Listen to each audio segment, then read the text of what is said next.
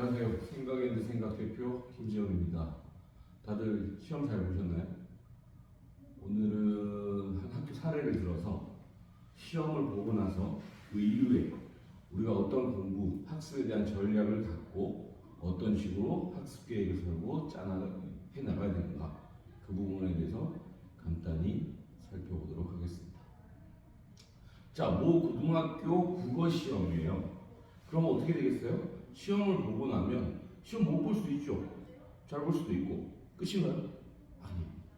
시험을 분석하고 거기에 대한 학습 전략을 세우고 그걸 어떻게 실행해서 성적을 올릴 수 있을 것이냐, 이 계획을 짜야 됩니다. 틀 보이죠?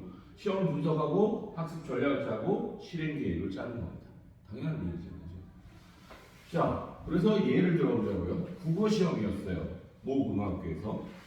그 시험을 분석해 봤더니 첫 번째, 문제들이 나온 그 지문은 의외로 대부분은 교과서라든가 학교에서 나눠준 유인물, 프린트물, 아니면 뭐 자료일 수 있겠죠. 그 안에 포함되어 있더라고요. 일부 보기에서, 문제에 있는 보기 지문에서 외부 지문이 나와서 어려웠대. 그 다음, 난이도 애들이 다 어려웠대. 공부 잘하는 친구들도 어려웠다 이거. 그냥 어려운 게 아니라 자기가 못하면 어려워? 그런 거 아니라고. 난이도가 왜 어려운지 분석해야 돼요. 왜? 첫 번째 봤더니 문제의 수준이 높았다는 거야. 그럴 수 있어요. 1학년 시험을 봤는데 수능 기출에 유사한 문제가 나왔다? 이건 문제의 수준이 높은 겁니다. 아는 지문임에도 불구하고 문제는 어려울 수 있습니다. 그것들이 대부분 꼬인 문제들이죠. 예를 들면 그 문제에서 보기 예시에서 보기들이라는요. 문제 1, 2, 3, 4, 5번에서 보기들이 대부분 쳐내고 2개 정도 남거나 하나만 명확하게 답으로 나와야 되는데 2개, 3개 가버리니까 이 난이도가 확 체감이 올라가는 겁니다.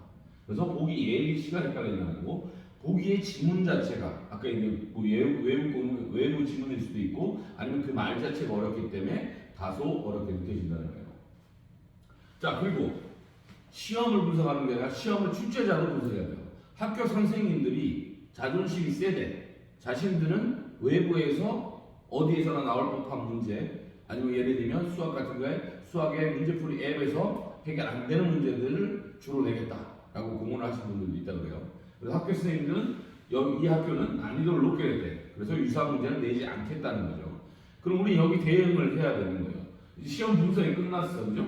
문제 자체에 대한 분석, 난이도에 대한 분석, 그 다음에 시험 출제자, 선생님들에 대한 분석을 했다고. 자, 그 다음은 뭐예요? 학습 전략을 짜자고 그랬잖아요. 그럼 각각의 대응 방안들이 나와줘야 된다고. 문제 지문은 어땠어? 문제의 지문은 대부분 본 거야. 교과서와 유인물에서 본 거라고. 근데 문제는 어려웠어. 이 얘기는 그럼 뭐냐면 한 번 본 지문을 탈 A부터 Z까지 털어줘야 된다는 얘기야.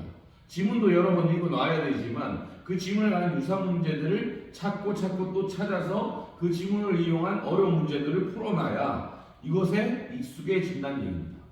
그래서 어떻게 했어? 그 지문에 대한 분석 어디 있어? 첫 번째는 자습서라든가 참고서라든가 다른 문제집에 있는 학습서들이 있겠죠. 두 번째는 요즘 인터넷 발달돼 있잖아. 시 제목만 쳐도 그 인터넷 그 시를 분석한 작가의 시대적 배경과 탄생 배경, 태어난 배경, 사회적 배경, 이 시의 배경, 목적 다 분석된다고요. 그런 인터넷 자료도 있고, 그다음 또 중요한 힌트가 뭐야? 기출 자료들이 있을 거고, 해당 학교의 기출 자료일 수도 있고, 아니면 수능에 기출된 걸 수도 있고, 특정 사이트나 아니면 카페 같은 데를 이용한 네이버 카페 같은 데를 이용하면 이 자료를 찾을 수 있어요. 자, 그 다음에 난이도가 어려웠다 이러면 이거는 1학년들을 상대로 1, 2학년에게 수능 기출, 이 대입 입시 시험 수준의 문제를 내겠다는 거예요. 그럼 어떻게 해야 돼? 아예 우리의 문제풀이 수준을 높여놔야 된다요. 그래서 수능 수준의 대비를 해야 된다. 기본서들은 아까 뭐야? 고1만 보는 게 아니라 고2, 고3 교재를 한다고. 자, 그게 무슨 힌트냐? 무슨 얘기냐면 국어는 예를 들면 국어와 심화 과목이 옵션으로 선택 과목으로 되어 있잖아요. 그 선택 과목이라는 것이 특별한 게 아니야. 일반적인 고등국어 과정을 심화학습으로 세분화 시켜놓은 거라고. 그죠? 문법 같은 언어 매체 이런 식으로. 그 다음에 문학, 독서 이런 식으로 나눠 있잖아. 그럼 그 안에도 우리가 아는 그 문제의 심화된 좀 어려운 수준의 문제와 그거보다 개념도 좀 더 깊이 들어가게 나온다고. 그럼 우리는 어떻게 하겠어? 기본서, 고등국어, 국어 전체를 보면서 그놈의 과목에 대해서 2학년, 3학년 교재, 옵션 과목들, 선택 과목들 들어가면 오히려 거기에 비싸다. 여기 어렵고 좋은 문제들이 있을 수 있다고. 그걸 미리 해놓는 거지. 어차피 올라가면 봐야 되잖아. 그럼 해놓으면 어떻게 돼? 시험 보는데 유리해진다는 얘기예요. 그래서 선택 과목은 심화일 뿐이라 그랬잖아. 중학교에도 수책이 있었잖아. 그죠? 심화 반복입니다. 그래서 우리는 심화에서 여기 심화 수준 난이도를 높여주고 반복을 하면 익숙해집니다. 자, 학교생들은 난이도 높게 나왔고 유사한 문제를 안 낸다 그랬으니까 이거는 같은 맥락에서 유사한 문제가 안 보이는 건 뭐야? 심화 문제를 다른 도서에서 찾아야겠죠. 그래서 심화 문제나 인터넷에서 나온 뭐 고난이도 문제 한번 찾아보는 거야. 이 시와 관련된 거, 이 소설과 관련된 거 한번 찾아보는 겁니다.